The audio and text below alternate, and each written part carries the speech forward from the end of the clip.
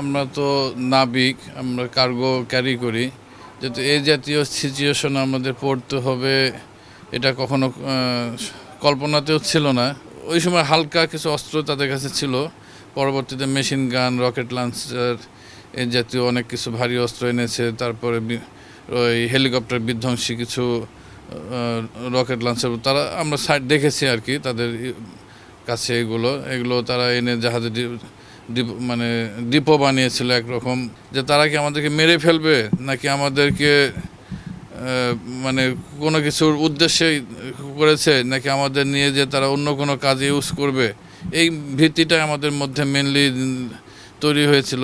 লাইফটা ওখানে চলে যেতে পারতো, এই ভয়গুলো আমাদের মধ্যে কাজ করতো। তারা যেহেতু এক জায়গায় বন্দি করে রাখতো আমাদেরকে, তাদের ওই যে AK-47 টাইপের যে রাইফেলসগুলো থাকতো ওগুলো পুরো লোড করে আমাদের উপরে মানে তাক করে রাখতো। মাঝে মাঝে ফাঁকা একটা করে গুলি মারতো, আর সেকেন্ড তাক আমাদের দিকে করে রাখতো, যে তোরা যদি কিছু মুভমেন্ট করিস বা কোনো পার্টি যদি তোদেরকে উদ্ধার করে আসার জন্য যদি কিছু করে, তাহলে সেকেন্ড গুলিটা তোদের দিকে যাবে। আমাদের সরকার এবং আমাদের এসআর শিপিং আমাদের মুক্তির বিষয়ে তাদের যে কমিটমেন্ট সেটা রাখবে, এই কারণে তারা আমাদের ওই সময়টা আগের মতো আর এক জায়গাতে ওইভাবে সবসময় অস্ত্রের মুখে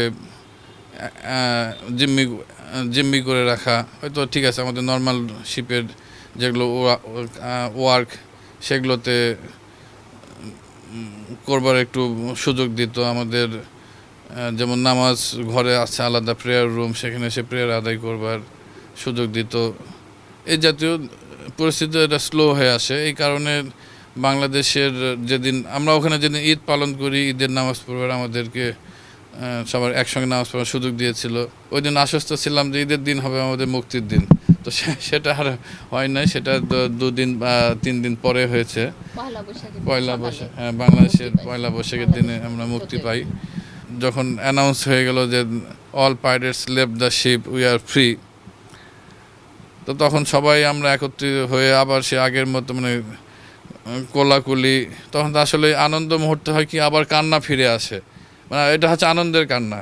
কারণ যেহেতু আমরা একটা প্রফেশনালিজমের মধ্যে আছি, কাজে আমাদের জাহাজটা বাংলাদেশের ফ্ল্যাগের জাহাজ, বাংলাদেশের অনারের জাহাজ, এটাকে আমাদের আবার বাংলাদেশের সরকারের কাছেও আমাদের পৌঁছায় দেওয়া একটা দায়িত্বের আওতার মধ্যে পড়ে একটা।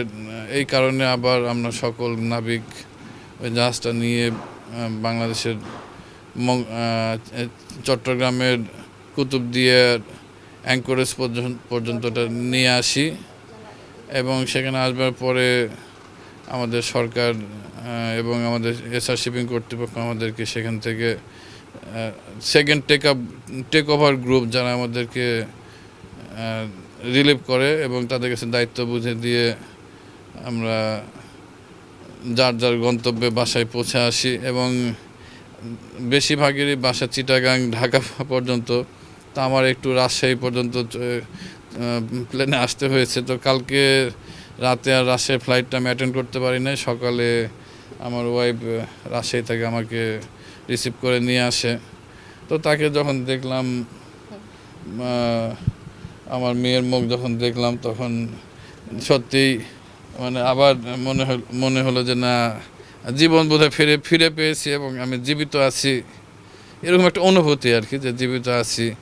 সেই দিনগুলোর আর মানে স্মৃতিতে আর আনতেও চাই না, এবং এগুলো যত দ্রুত সম্ভব এগুলোতে ব্রেন থেকে ফ্রি হতে পারলে আমরাও একটা স্বাভাবিক জীবনের ছন্দ ফিরে পাবো।